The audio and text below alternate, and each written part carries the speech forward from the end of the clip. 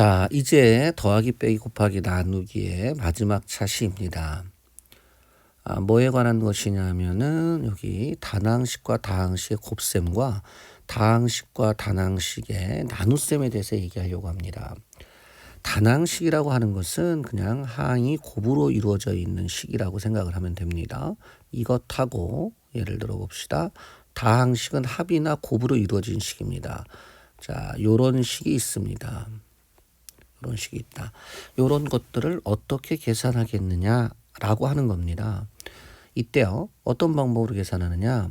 요거는 분배 법칙을 이용해서 계산을 합니다.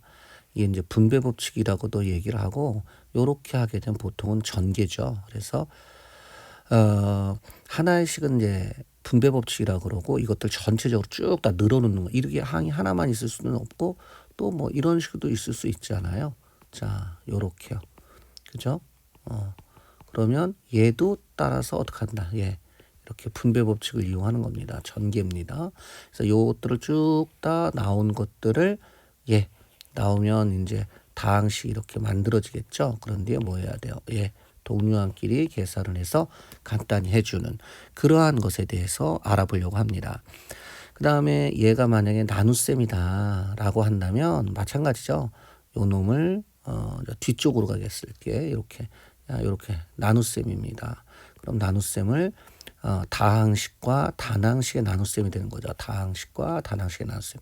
역수를 이용해서 이것도 무슨 법칙? 분배 법칙을 이용해서 계산해 주겠다는 얘기입니다. 그러니까 자, 단항식과 다항식이 있다. 보통은 무슨 법칙이요? 예, 분배 법칙이죠. 분배 법칙을 이용해서 동류항끼리 계산해 주면 되고요. 전개한다라고 합니다. 뭐라 그러냐면은 단항식과 다항식의 곱으로 이루어진 식을 분배 법칙을 이용해서 하나의 다항식으로 나타내는 것을 전개한다라고 합니다. 자, 말이고요. 한번 해봅시다. 자, 요렇게 있잖아요. 요게 단항식이고 요게 다항식입니다. 단항식, 다항식. 뭐가 생략되어 있는 거죠? 곱하기입니다. 무슨 법칙이요? 예, 분배 법칙입니다. 그러니까 8, A가 두 개지니까 지수 법칙에 의해서, 그렇죠? 그 다음에 12, AB 이렇게 주면 된다는 얘기입니다. 다음에 여기도 마찬가지입니다. 단항식이에요. 이쪽에 이렇게 보면 얘가 단항식, 얘가 다항식이죠. 뒤에 있던 앞에 있던 상관없습니다. 요렇게입니다. 주의해 줘야 될 것은 부호입니다. 여러분들 부호 조심해야 돼요.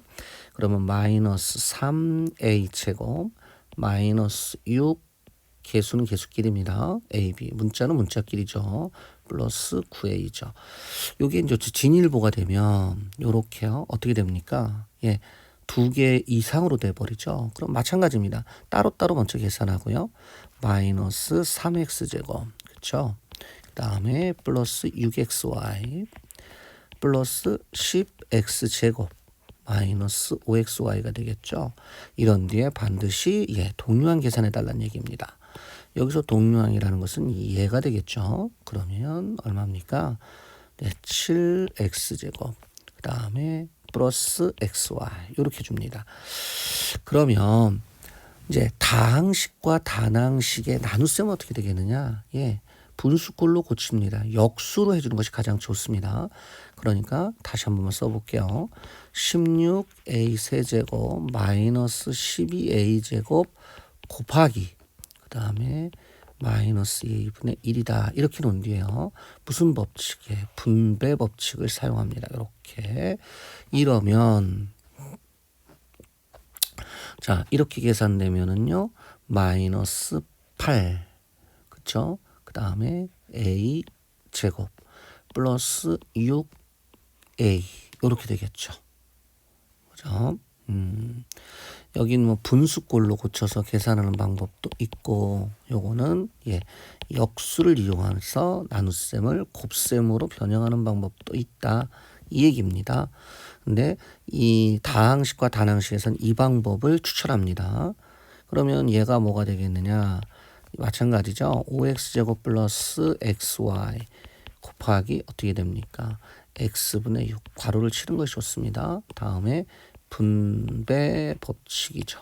이렇게 되면은 30x 플러스 6y 이렇게 되겠죠. 자, 복잡한 식의 계산은 어떻게 계산하겠느냐? 뭐뭐이나 뭐뭐를 먼저 정리한 후 뭐뭐이나 뭐뭐를 계산한다. 이거 뭐예요? 네, 각각 이렇게 써놔서 그렇지만 어떻게 한다? 쉽게 따지면 다 전개 분배 법칙을 이용해서 문자끼리 다 정리한 후 그 다음에 계산해 주면 되는 겁니다. 역수를 이용한다거나 이렇게 고쳐놓은 뒤에요. 분배 법칙. 자, 이렇게죠. 그러면 6a 제곱 마이너스 9a가 되겠고요. 그렇죠? 요렇게입니다. 그런데 얘는 어떻게 고치라 그랬죠? 3b분의 1이다. 요거를 곱하기로 고쳐주면은 더하기 얼마입니까? 4a 제곱이 되겠고요. 마이너스 2 얼마입니까? a가 되나요? 예, 요와 같이. 근데 이제 마지막 동류항 정리해야 되겠네요. 10a 제곱 마이너스 11a다. 이렇게 됩니다. 오늘 이제 마지막으로 이제 계산을 했는데요. 요거는 좀 비교적 간단한 것만 계산해 본 겁니다. 다시 한번 여기서 정리를 한번 해보죠.